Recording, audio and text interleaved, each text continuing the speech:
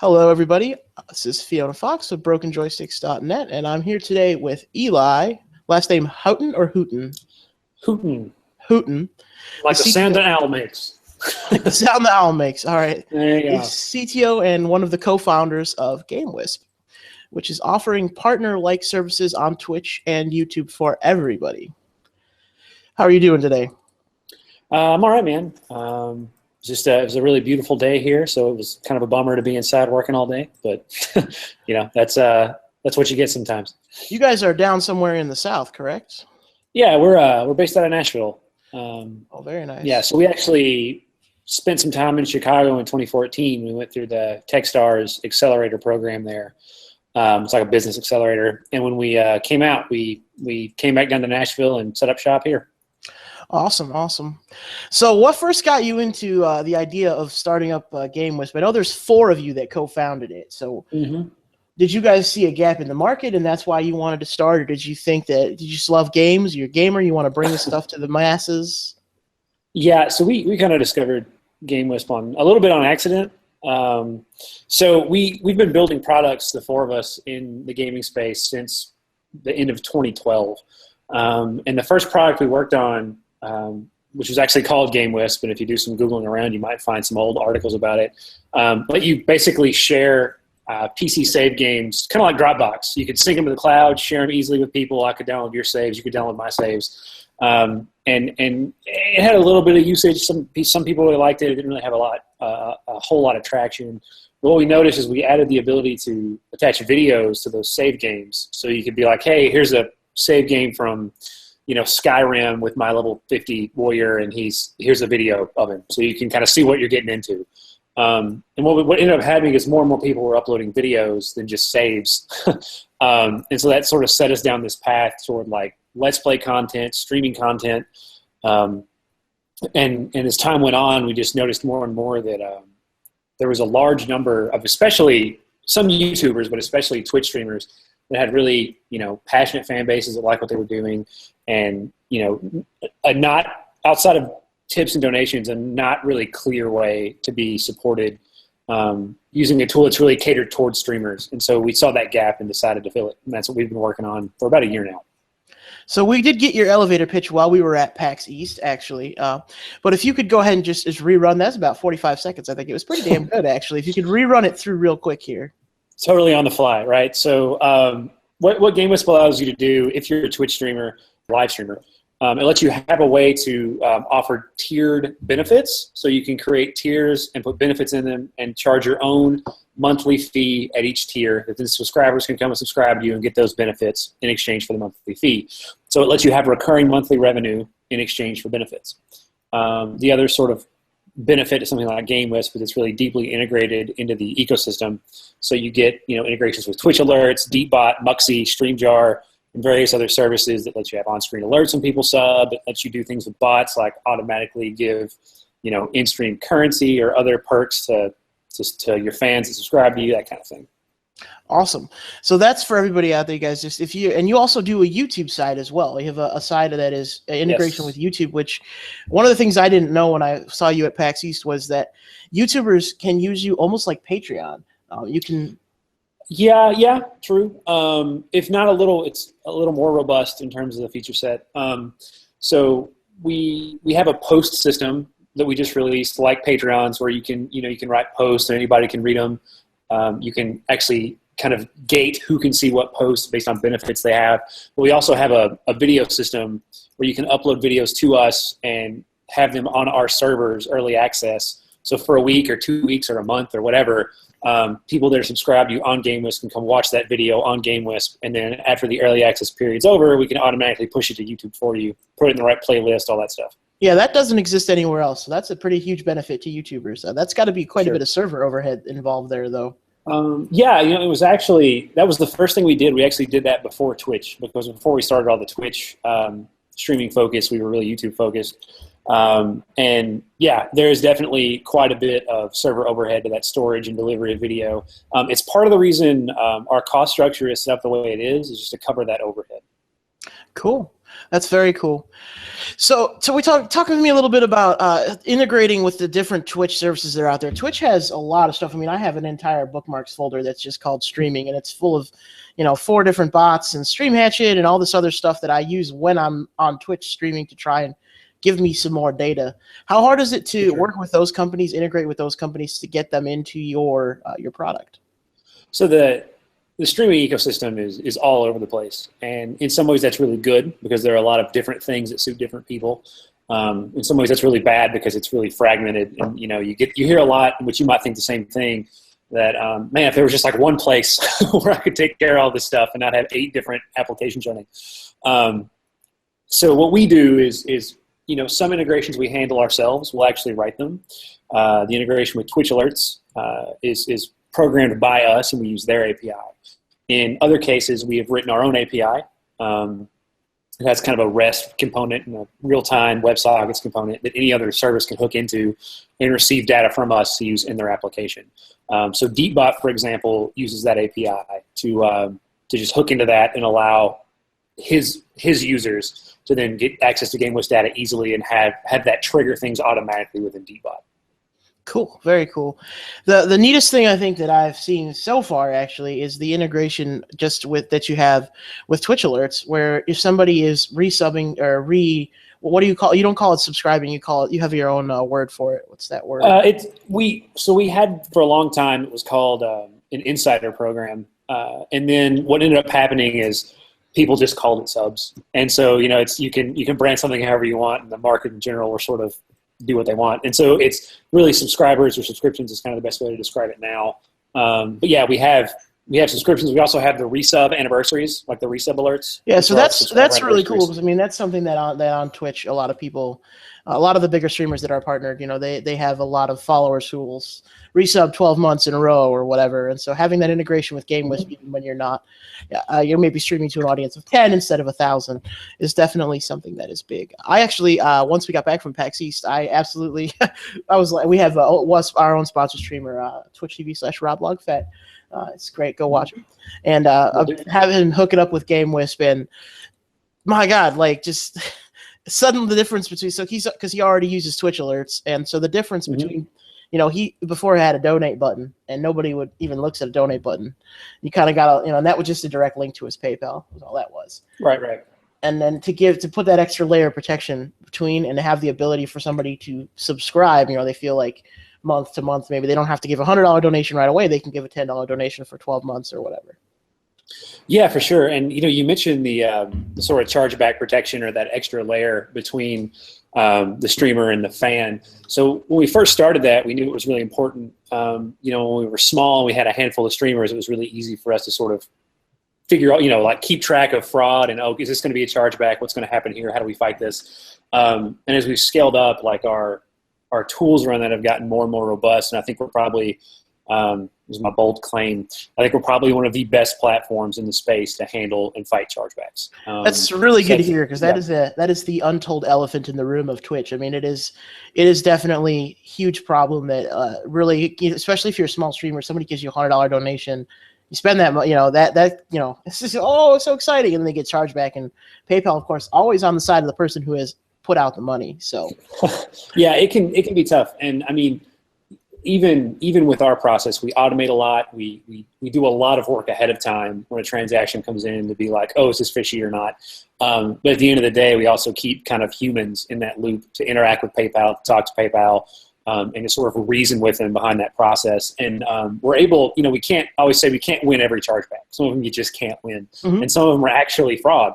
But we win a lot more than we lose. And I think it's really great to be able to provide that service, and a streamer never even has to think about it. That's a huge piece. I mean, if you're out there and you stream, and it's, you get your donations. Anytime you're getting a donation, there's always potential for somebody to be trolling you with that donation. Mm-hmm. And whether it's $5 or $500, if they charge back that donation with their credit card company, you have to put that money back. That money is gone. PayPal grabs it back. Your account could potentially be suspended. There's all kinds of bad problems that can happen with that. So for sure. GameWisp is huge for helping with that. That's a big thing. And it's the 400-pound elephant in the room of Twitch in general. I mean, nobody really talks about it, but it's something that's a problem. Totally. So one of the coolest things, I think, one of the, I keep saying that because there's just a lot of really cool things you guys do. Well, thanks. With GameWisp is that can be done with GameWisp is that you can build sort of community around it, and people can come to your GameWisp page and they can see what you've done in the past, and it's in that way it's sort of similar, I guess, to other monthly support pages. I guess there's only one other monthly support company out there like Patreon, but it's similar to Patreon. But I think you guys have done a little bit better job of integrating. I mean, Patreon obviously doesn't have any integration for Twitch alerts or anything else, so. I don't see Patreon adding integration for Twitch alerts anytime soon. So. I don't know, man. We'll see. And alerts are they're one piece of the puzzle, right?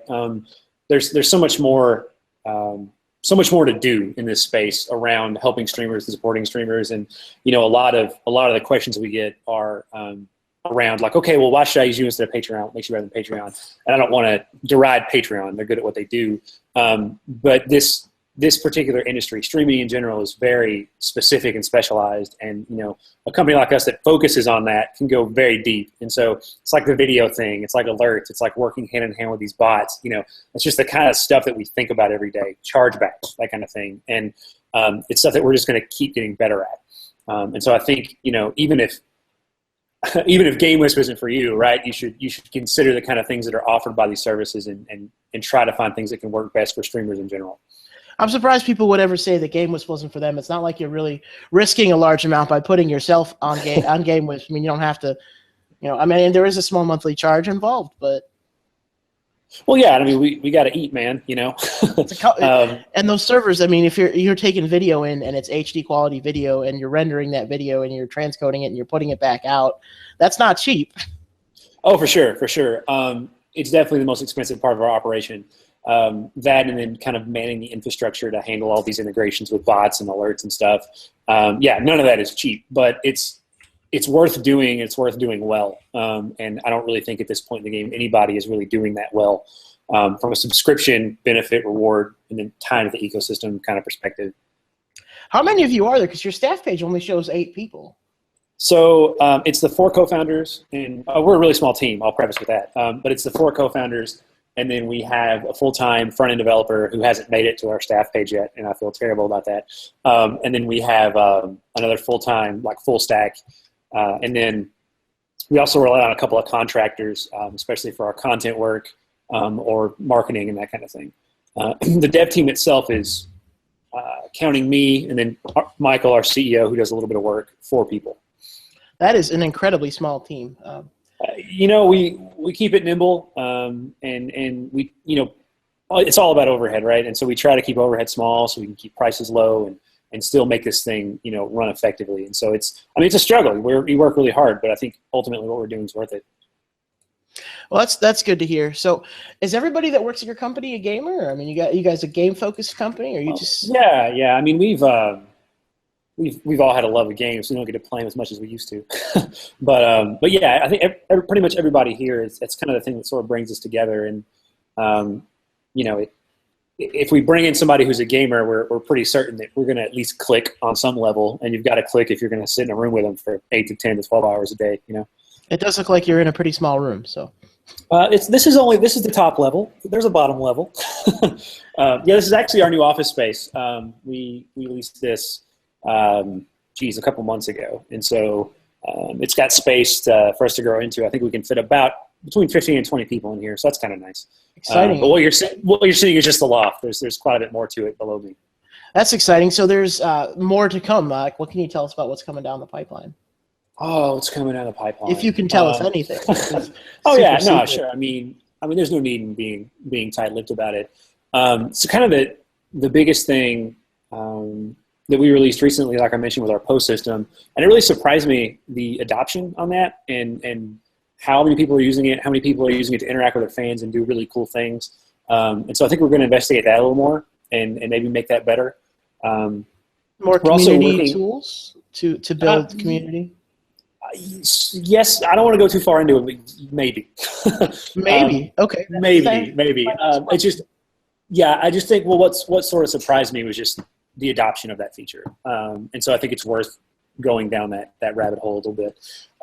Other stuff, we're working on a full redesign of the actual site. And typically when people say redesign, it's like, oh, they're scrambling, they don't know what they're doing. But GameWisp is, since we're such a small team, we just had to bolt stuff on to the underlying infrastructure and website for so long that it's like, okay, we got to stop this. And over the last year, we've kind of surfaced the features that are most important. And so we're targeting those for a total redesign. I think people are really going to like it. I'm hoping to have it out in a couple of months. I do read Reddit, and I have noticed that comment once or twice on your subreddit. Well, yeah, I mean, it's a little, I'll even tell you, it's a little mystifying where some things are on the site and how to access them and what to do. And there's a lot that can be done around sort of directing that experience, making it even better. And so part of what we're really working on is taking a step back and directing that experience.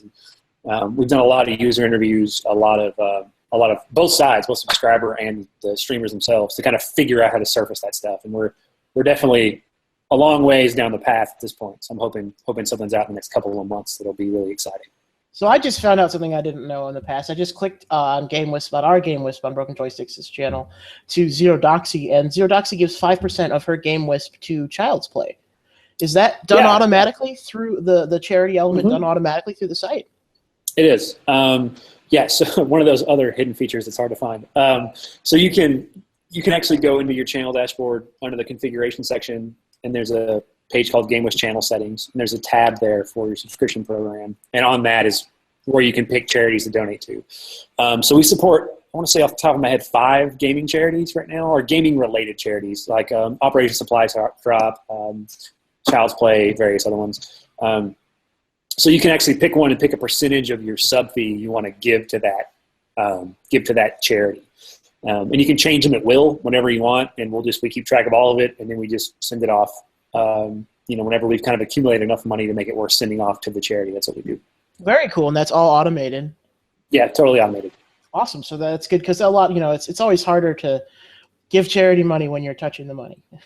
yeah, exactly, and that's one of the reasons we did it. A lot of feedback we got around charities was, I want to do charity drives, charity donations, charity streamathons, and I don't want there to be any question that I'm touching the money. And this way, you're not. It never comes to you. That's it sits in our fantastic. account and we send it off. Yeah. You guys are definitely doing a ton already for smaller streamers. I mean, you see people on Twitch working with charities all the time, but as a smaller streamer, maybe you have, I don't know, 10, 15 regular viewers, you're not going to be able to reach out to a company and say, hey, I'd like to set up a charity stream. They're not going to ignore you. They might entertain you, but they're not going to. They're certainly not going to provide you with the same level of service and a level of interest as they would for, say, a big streamer who's maybe pulling 300-400 viewers every night. Yeah, exactly. And I think everybody kind of deserves an opportunity, and I think everybody deserves access to tools. And Twitch's partner program is great, but it's one of those things that they're never going to be able to give those features to everybody. At least I don't think. They haven't told me one way or the other, but I don't think they're ever going to be able to give those to everybody in a way that makes sense. And I think that every streamer, regardless of size, kind of deserves to have hands in those tools and deserves to sit down and say, I want to make a go at this. I want to make this a hobby where I make some money, or I want to make this a career. And so GameWisp can be kind of the first step along that path. For some people, we're pizza and beer money. For some people we're part of their bills. For some people, they're full-time because we exist. One of the greatest things about PAX East, which is where I met you guys, was the streamers who I had seen in name or in passing, as they signed up and were doing things on the site, to come tell me, oh man, I went full time because of you. And it's not really because of us, it's because of them. We just provide the tools that they need to do it. Oh, but they wouldn't be able to do it without you. So that's pretty rewarding. Yeah. But to hear that we can be sort of the conduit for that is really, and it's really exciting. It's the best part of the job, to know that people are able to kind of pursue their dream or a goal and hit those goals because we exist is a really exciting thing. Awesome. So, quick, what do you think the split is between you guys using YouTube users versus your Twitch users? We are predominantly Twitch. I would say 95%. A lot of Twitch. Some of those Twitch users have YouTube channels and use some of the content. But for the most part, that video feature, that early access premium video, pushing it over to YouTube feature, is maybe leveraged by 5% of our channels, which is fine. Maybe 10%. Interesting. So it's a very both tool sets are robust, but certainly I would think that the ability to provide only subscriber videos prior to them going up on YouTube would be something that's a powerful tool that doesn't really exist elsewhere. Right, and we don't. Maybe part of that's our fault. We don't really market heavily period. We kind of at the stage we're at, where we're still figuring a lot out and doing a lot of things and building a lot of things. We rely pretty much on word of mouth, and word of mouth just spread much faster through Twitch. I will say those that do use our video features tend to use them heavily. The Attack is a channel on GameWisp that has hundreds of videos on our servers. So it's rare to see kind of a YouTuber or a Twitch streamer use our video features and have like 2 or 3. They either have none or a whole lot. None or all? Lots or none at all? Yeah, pretty much. That's cool. That's exciting. I'm very excited actually for GameWisp, and I hope that we can do some some more bits on Bart's on you and Bob's with you guys. Hopefully we can find some ways to integrate you into our Twitch site. So I guess my last question, you've actually gotten in well under the amount of time. I think we're only at about 20-some minutes. Efficiency, man. Efficiency. That's important when you work in a company of 4 people. Right. My last question, my last couple of questions are all just fluff personal questions. So what's your favorite game of all time? Oh, man. I played a lot of Civ 5 for a long time. It was a good way to... as I've grown up, my friends have all gotten scattered across the country. So Civ 5 was a nice way to kind of like really chill out and keep track of those guys. Recently, it's been Path of Exile. I've just been sucked down the Path of Exile rabbit hole. It's quite a time sink. That is a rabbit hole. My goodness, that is a rabbit hole. I just started a new an indie game. I think I got it off Steam. I met the guys at PAX. It's Orion Trail. Which is like Oregon Trail in space. It's pretty interesting. I'd give that one a look. I think we reviewed that game. Oh, yeah? Actually, it's a great game. No, I'm a little bit into it. The other one I lied. This one we haven't gotten to yet. So I'll have to check that out. Go check it out, everybody. It's Orion Trail on Steam. $10. Cheap, too. Nice. There you go. I was always around for picking up a nice, cheap Steam game for a little fun weekend, right? For sure, man. No weekends for you. Too busy, huh? I suppose when you have 8 people, or 10 people, sorry, not 8. I forgot about your 2 extra developers, that you probably don't get a lot of off time. That just comes with having a small company and running a small company, building a project like this. There's just you're just on all the time.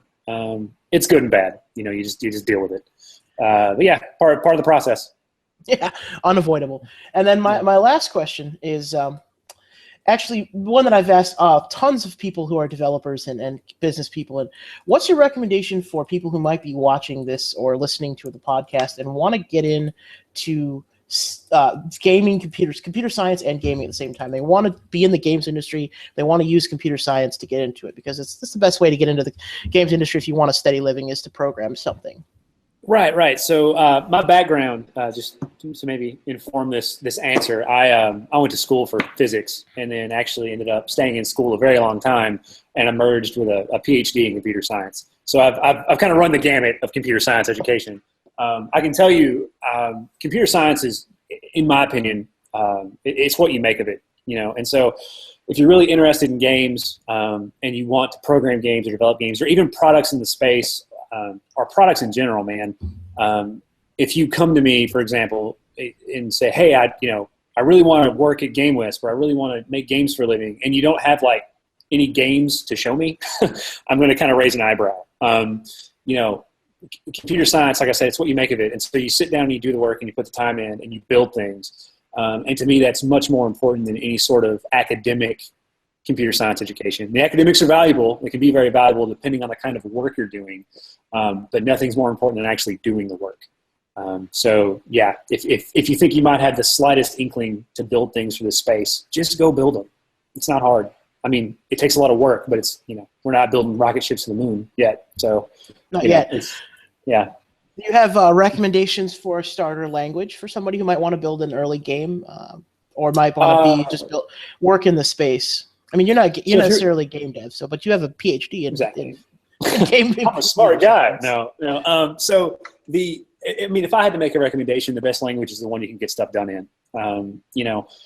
Don't struggle. Don't hem and haw. If you're building a game, man, just pick a framework. Just go pick one. Go pick Unity or any of the other ones that exist, and just use it. And you're not going to know enough to know if it's bad.